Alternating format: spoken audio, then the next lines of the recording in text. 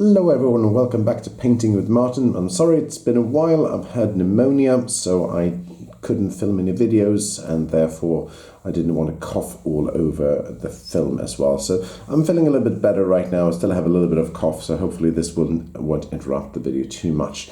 Now I'm back with a Tiny Epic Dungeons video, and this time it's going to be a quite short one, and we're going to focus on painting this guy and mostly only the fire effects. So this video is going to show you how to paint fire effects on a figure. There might be a video for this guy as well, but it's fairly easy. It's just skin tones and some fur effects, as well as a black for the hair as well. So we're going to come back to how to paint after fire effects like glow and stuff like that on the figure, but for now we're going to focus only on the axe. So I'm going to leave this one aside for a moment, and then I'm going to show you a little bit. This is the card we're working with. Sorry about the glare because I've actually got it sleeved. If I take it out, I will show you what it looks like. It looks like this. Maybe we can avoid the glare if I'm taking it off. Alright, so I'm going to leave this one out over here to the side. It's a reference, and this is what the miniature looks like. I've primed it in using Vallejo's primer white before, and also I've also put some white, pure white, on the axe blade as seen over here as well, and you need to do the same.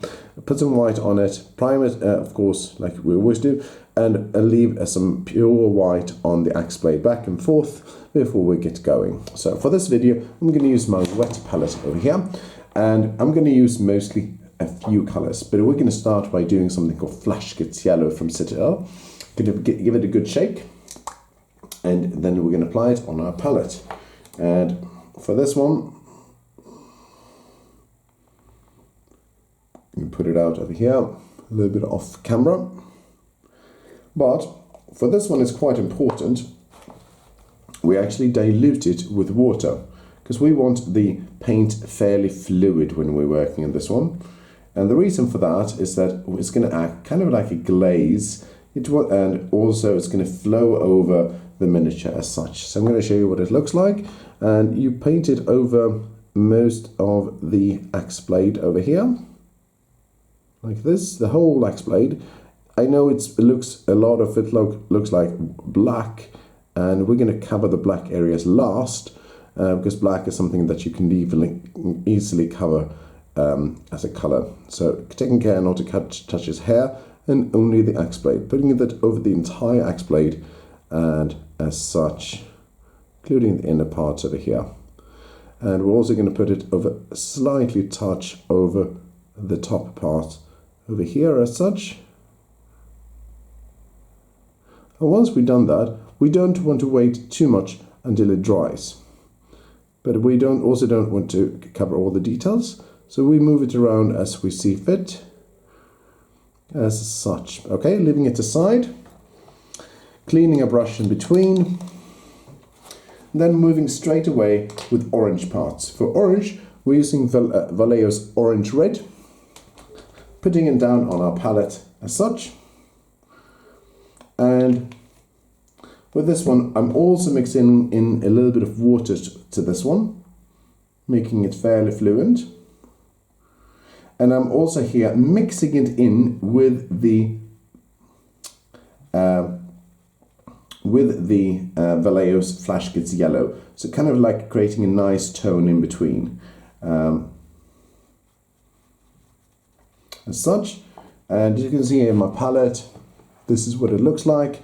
That we have the orange red. Here we have the Flash Gitz Yellow, and a little bit left over of the Flash Gitz Yellow over here as such.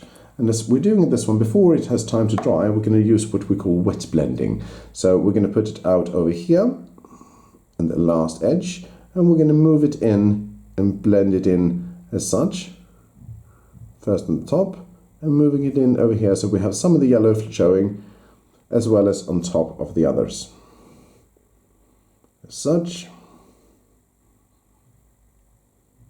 If we manage to cover some of the other parts of the miniature, no problem. We're going to cover it later on with a brown for the gauntlets, so it's fairly easy to fix. So now it's fairly nice fluent color like this as such, something like this. Putting this one aside, cleaning our brush.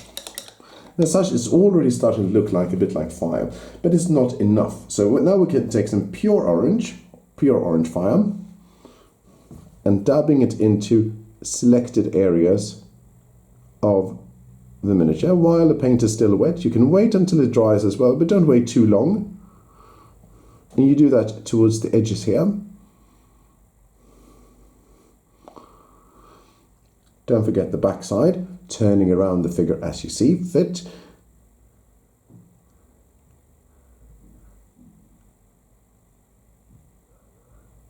And as you can see, you can do it a bit unevenly as well, touching some of the middle figure as well.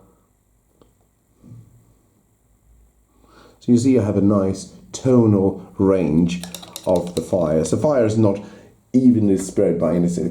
Fire is a very chaotic element.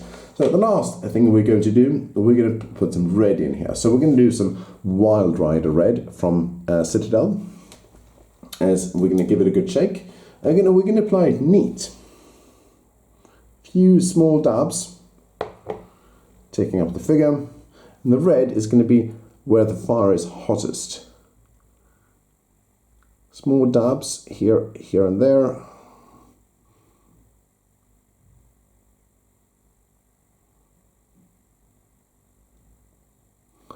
As such.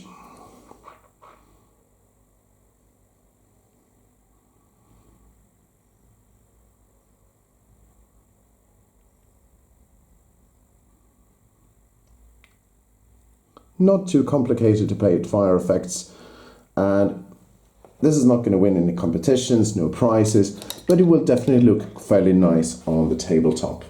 So last but not least, when it's fully time to dry, or you can do it right now, but preferably when it's time to dry, but I'm going to rush it up a little bit, you're going to actually add some black. So Vallejo's pure black from Vallejo, you can use Abaddon black from Citadel if you like as well, not a problem. Put it out on your palette, just a little bit. Black is a very dominant color, so once you paint it over with black, there's you can't really go back from there unless you repaint it and then start over with white or a primer. So just a small dips of black, first of all over here, where it's supposed to be black, and also a few dabs here and there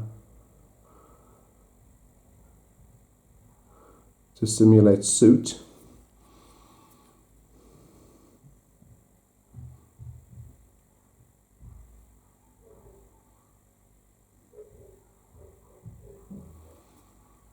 Something like this. Alright? So that's a nice and easy way how to paint fire effects using a miniature like this. And this is what it looks like when you zoom in and you can see how it looks. Not perfect by any chance, but still good enough on the tabletop and something like that. So if you like these kind of videos and you will learn more how to paint, so please consider subscribing to my channel, give it a good thumbs up, and I'll see you next time on the video, hopefully with either a shorter video or a longer video, depending on how I feel. The most important thing is you have fun when you start painting and you just take things as you go.